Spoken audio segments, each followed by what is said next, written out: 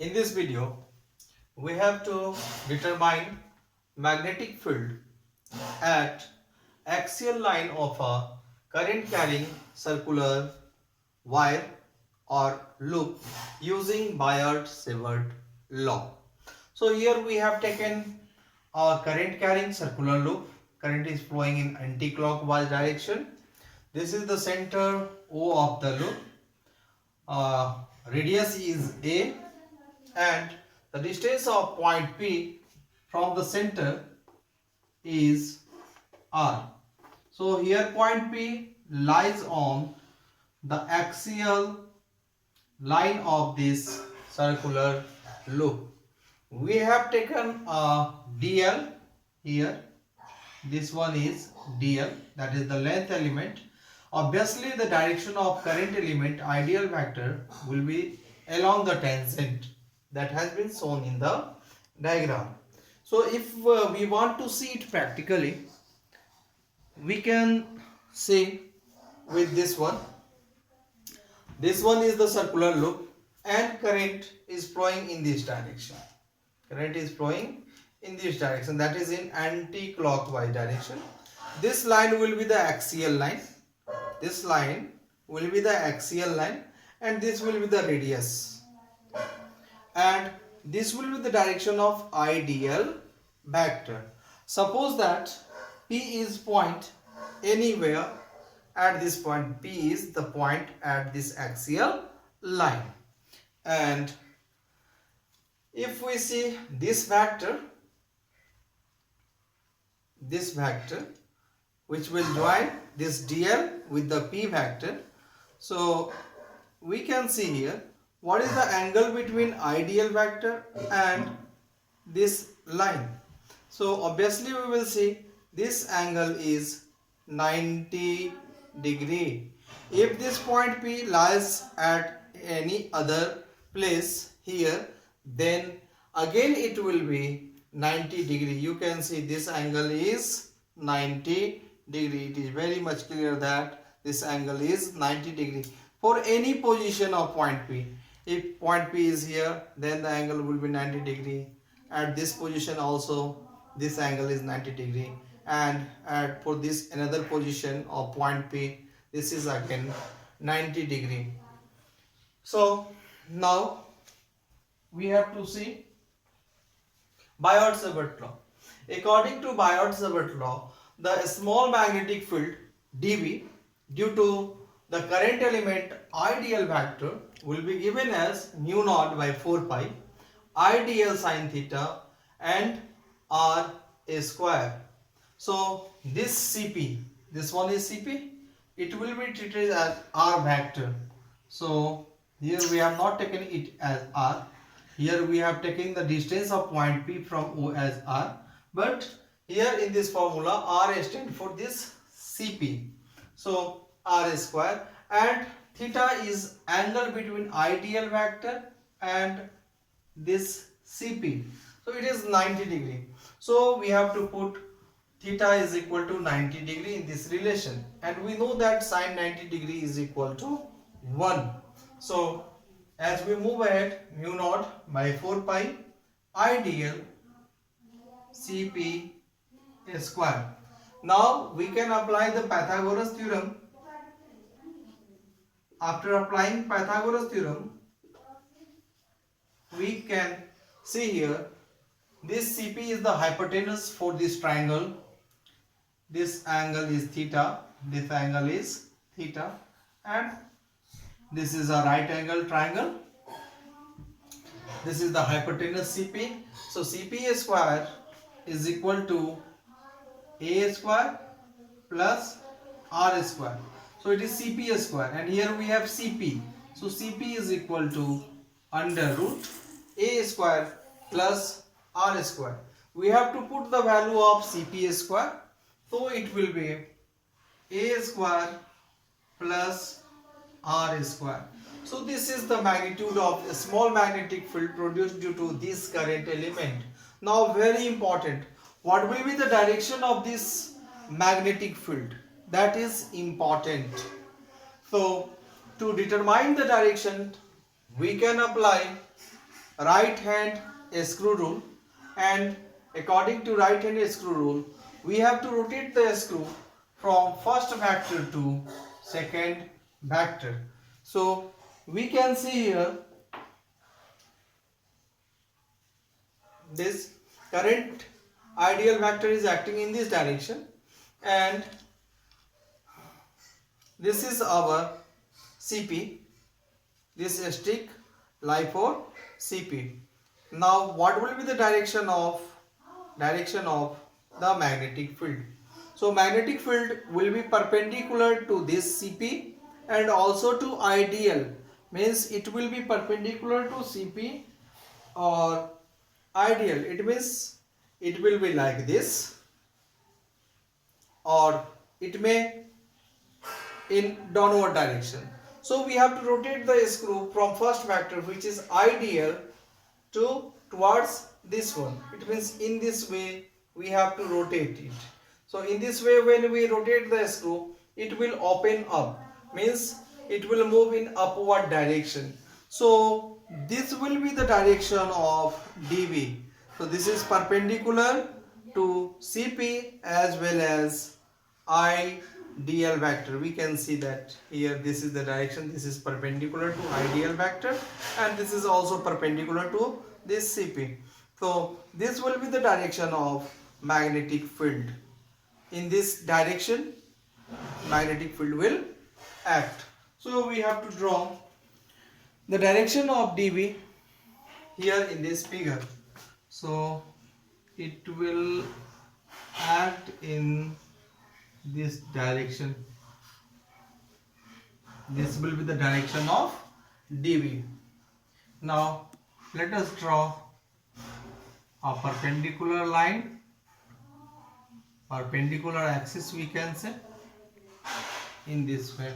If this is angle phi, we have taken it as angle phi, obviously this angle will also be phi, and this dB can be resolved into two components. One component will act in this direction and it will be dB cos phi, and another component will act in this direction and this component will be dB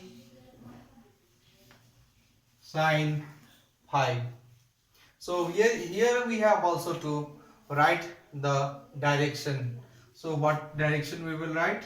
We can write perpendicular, acting perpendicular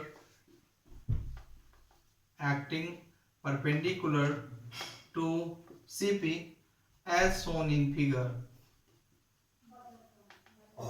As shown in figure. Always take the support of the figure. So now if we take another length element DL dash, DL dash is the another length element which is geometrically opposite to this DL component, DL length element. Here we have taken the DL and here its midpoint, call it C dash. So we have taken the another length element DL dash whose magnitude is equal to DL, but it is geometrically opposite. Geometrically opposite. What is the meaning of geometrically opposite? So in this figure we can see, if we take this live one, so geometrically opposite means if we have taken DL here, then its geometrically DL will be here, and if we take DL at some another point here DL, if we take DL here, then its geometrically length element will be here on in this side. So geometrically means the diagonally opposite length elements are called the geometrically opposite length elements. So here for this length element, what will be the direction of current element? So current element will act tangentially, so this will be the direction of current element IDL dash vector. In similar manner, it will also produce the magnetic field at this point P, and the magnetic field we can write dV dash, and this dV dash will be equal to mu naught 4 pi I instead of dl, here we have dl dash by a square plus r square. So we know that dl dash is equal to dl. So this implies that dv and dv dash has equal magnitude. Now what will be the direction of this dv? So let us see the direction of this dv. So here we have taken this geometrically, its geometrically length element will be here. So here we have the dl dash component, here dl dash component will be there, and this will be the position vector. And now what will be the direction of,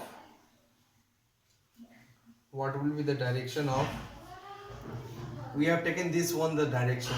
So here the current element will act in this direction. This will be the direction of current element at this point. So again we have to rotate the screw and it will open up. It means in this direction the dv dash vector will act. So in figure we can draw the direction of dv vector. So first of all, complete this line CP. This one is C dash P, and the dv dash vector will act perpendicular to C dash P. Means in this direction the dv dash magnetic field will act.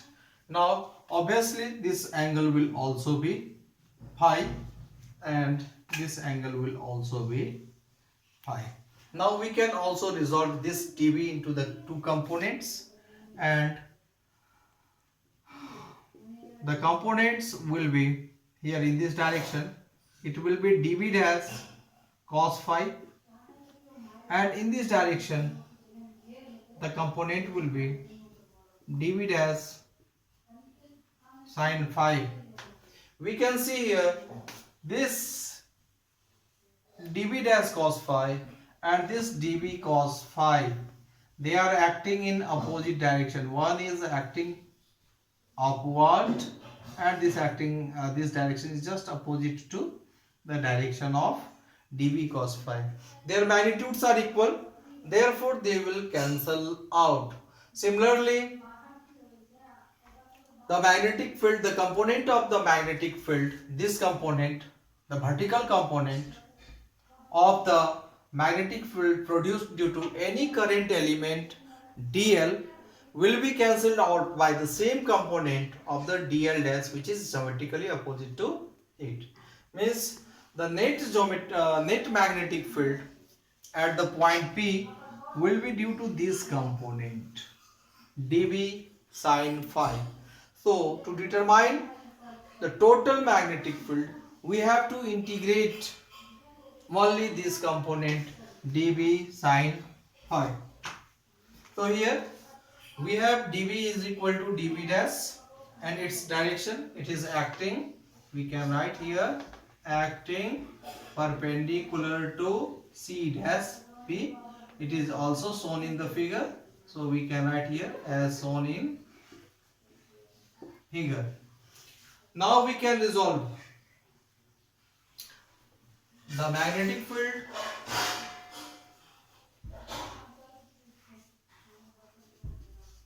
dv and dv dash can be resolved,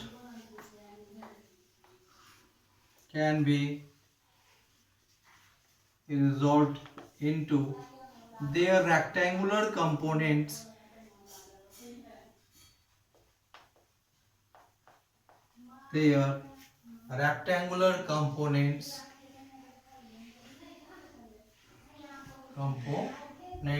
number 1 dv cos phi and dv dash cos phi, perpendicular to the axial line axial line in opposite directions. Second component dv sin phi and dv dash sin phi acting along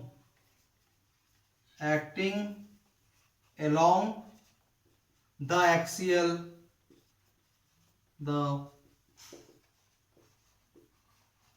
axial line.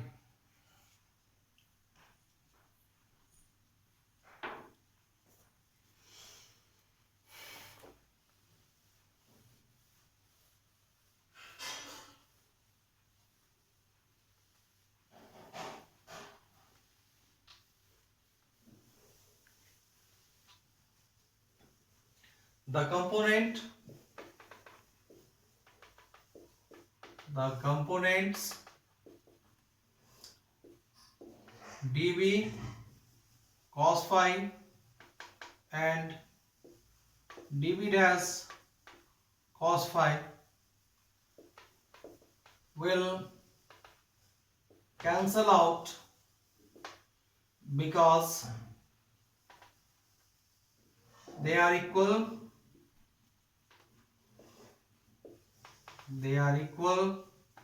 and opposite. The net magnetic field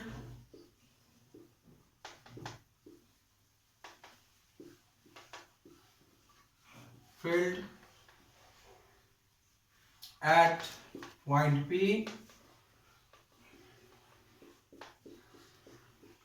point P will be due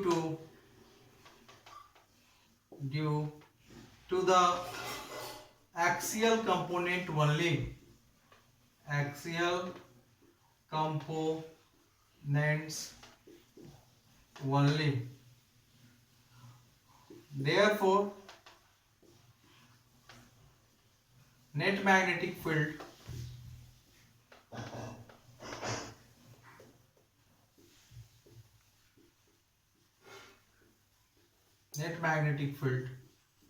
B axial will be equal to integration of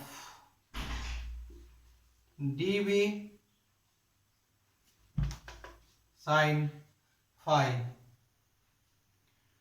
from 0 to the complete loop, that is 0 to 2 pi a. A is the radius of this circular loop. Now put the value of dv. So we have 0 to 2 pi a mu naught by 4 pi I dl by r square. So for the r square we have a square plus r square into sin phi. So in this figure we can see here this angle is phi and sin phi is equal to perpendicular by hypotenuse and the perpendicular is a. So perpendicular by hypotenuse is under root a square plus r square. We know that under root square root can be written as the power half. So after reducing this, mu naught 4 pi I a by a square plus r square plus r square and the power will be 1 plus 1 by 2, that will be equal to 3 by 2, and now we have to integrate dl from 0 to 2 pi a. On integrating dl we will get L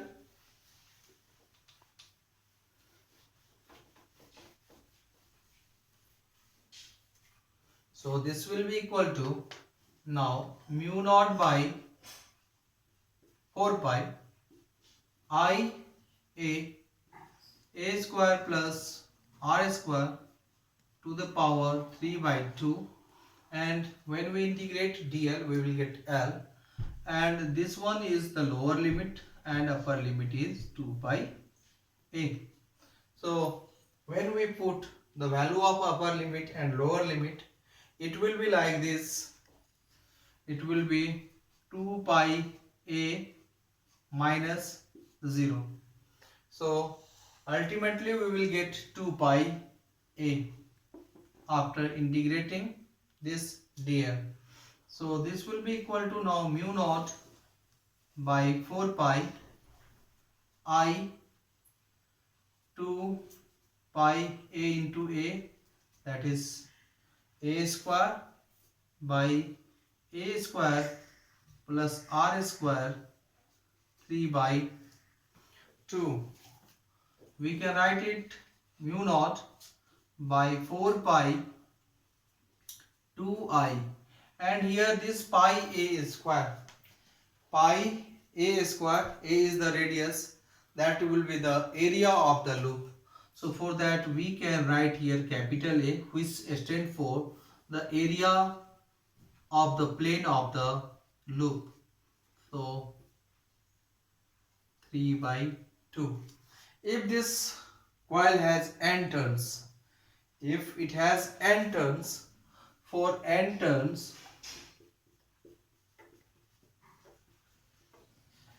for the one turn this will be the magnetic field. So for the n turns we have to multiply it with the n. So for n turns, B axial will be mu naught by 4 pi 2 NIA by a square plus r square 3 by 2, and this term NIA is known as the magnetic moment, magnetic dipole moment. So mu naught by 4 pi 2m by a square plus r square 3 by 2. Now what is the direction? So this will be the direction of magnetic field, means the net magnetic field will act along the axial line. So acting along